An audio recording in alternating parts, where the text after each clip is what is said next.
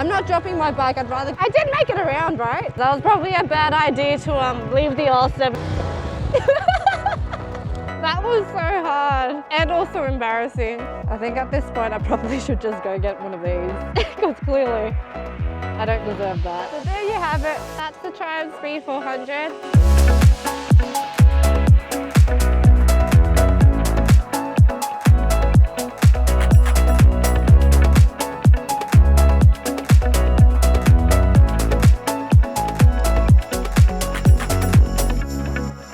So I got my hands on the new Triumph Speed 400 last week, and the only reason I'm making this video in the first place is, damn, did it surprise me. Now, this video is not sponsored, but for context, the guys at Bike Biz did reach out to me and asked me if I wanted to give this new bike a go.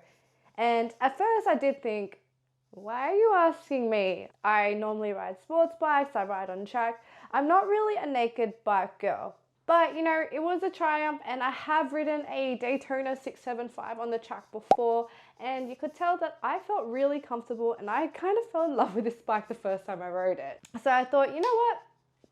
A naked bike might not be my style, but hey, I'll give it a go. So when I jumped on the Speed 400 the first time, I was surprised, but also not surprised at how comfortable this bike was. And I took this bike out to have dinner with one of my girlfriends, and we ended up over ordering. And your girl is not someone who wants to waste food, so I wanted to take some of this home, but it did have to get tied down to the back of the bike. And I was so surprised that the noodles made it home. I took the motorway home, and you know, we did get over 100 k's an hour for a little bit. And we also went on bumpy Sydney roads. There were a few times where I had to pull my hand back to see if the noodles were still in the seat, and to my surprise, they definitely were. A lot of new riders asked me what bike they should get or what bikes they should look at when they first start to ride. And my answer is always going to be the same. Definitely just pick something that suits your style and is something that you like, because if you like it, you're going to want to ride it and you're not going to be looking at other bikes. Ultimately, any bike that you get, you will be able to master. The other question that I often see when it comes to purchasing a new bike is, not does it wheelie, but how easy is it to do the most skills test? That's what we're going to find out today. I've set up the cone reeve and the U-turn test, which are the two skills that riders are most concerned with when they're learners, so we're going to find out. I've never done this on the R7, but I'm going to try it as well as on a comparison. Got my cousin here.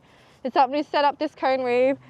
Why is it that like people just, there's a camera set up and they still drive through? I don't get it, guys. I just want to mention, this is not something I practice regularly, though it's something that you probably should practice regularly, because these skills are actually crucial to being safe on a motorcycle.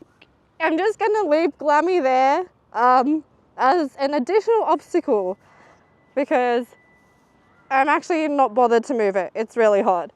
Okay. And I promise you, this is going to be the first take. I haven't practiced it. And let's go try not hit the R7.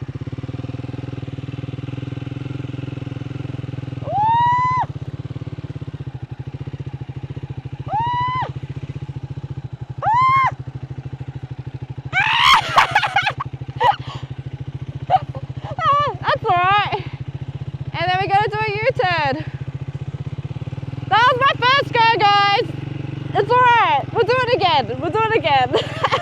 Alright, guys. That was probably a bad idea to leave the R7 in the middle of the course. So we'll do that again. But I did make it around, right? Nah, for real this time.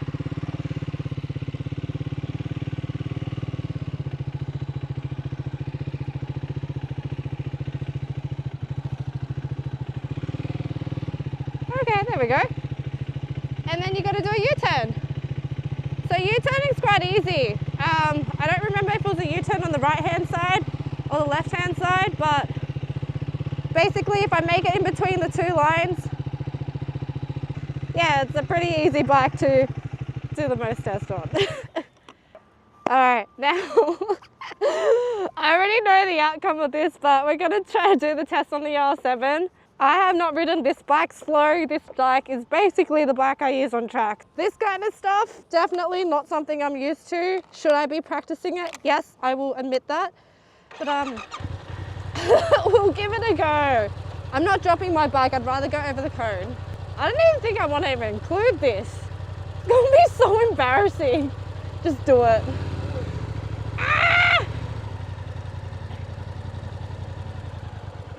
Yeah, the turning circle is so much harder.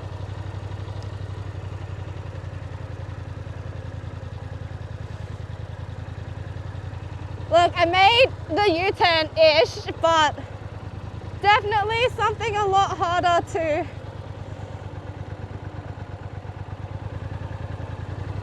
I've actually never done that on the R7. But like, look, we'll do a U-turn. The cone weave was a no.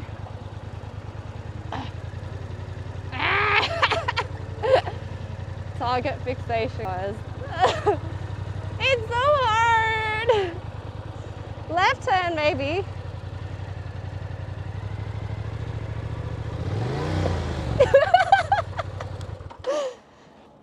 Nah, but let's go talk about the features of the bike.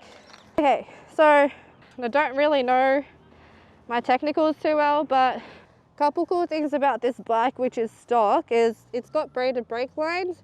A lot of these naked bikes have mirrors that come from the center of the handlebars, but you've got bar end ones here, which, you know, is quite an expensive upgrade. Got a USB-C charging port, so if you wanted to mount a quad lock and have your phone be charged as well, you've got easy access there, which is massive bonus because it saves you from installing your own USB power source on the bike. And it's USB-C, so get with the times. You've got your speedo here, which is with a dial, and it's got your fuel gauge as well, which does also show the range that you've got left. I think the other technology on this bike is it does come with traction control. That was so hard and also embarrassing, but that was my first try for both, so give me a break. I knew that doing these maneuvers on the R7 was probably something I was going to struggle with, especially since I haven't ridden this bike for a while. It's alright. Can I do this? I know I definitely can, but I haven't ridden her in quite some time. I think the best things about this bike, apart... Where's my camera looking there? Look at me. Eyes up here, camera. So there you have it. That's the Triumph Speed 400. If you're someone who's interested in the naked style bike, you're a new rider, you're looking for something that is very forgiving, but also maybe something you want to keep for a little bit longer. And the best things about this bike is not only is it really light and easy to handle, it's just very responsive to what you want to do. All the gear changes and all the levers are really smooth. And look, it's got enough power there. It is a 400, so I definitely don't think this is a bike that you'll get bored of really quickly, which is often a concern on the smaller bikes. So there you have it, guys. That day was really hot, so sorry about how I look. So that wraps up the Triumph Speed 400. Overall, very well made bike, felt very premium. It's definitely a bike I would consider if you are going for the naked style and you want something that, you know, you can progress on and learn a lot of skills on. I did struggle to do these skills on the R7, which isn't to say the R7 is a bad bike, it's just harder to learn some of these core skills on. And as a new rider, confidence is the most important thing to work on when it comes to riding. When you're confident, you're just able to do more. It eliminates all the variables that you would have probably been worried about and lets you focus on riding. This is not a push to go get it, but if you are looking for this style of bike, definitely consider it. Definitely give it a test ride if you can. And that Bike Biz and I did do a quick video on this bike. It's featured on the next Bike Biz chats. So if you want to go watch it, I'll put the links down below. Shout out to the team for letting me try this bike. It was really fun. I hope I could bring you more videos like this and kind of answer in a bit more detail the questions that I get asked a little bit more. So thanks for watching. I'm going to go practice my cone weaves and U-turns on the R7 because that was really embarrassing.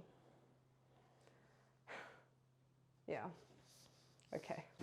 Okay, so you guys have probably wondered what I've been doing with the Triumph, and hopefully this kind of explains it. So I'm here with the team at Bike Biz, Tom and Mark, and we're just going to do an episode on the Bike Chats video. So we just previously went around and did some B-roll, but now we are here. Oh, puppy! Oh, careful. Don't knock it over. That's okay. So cute.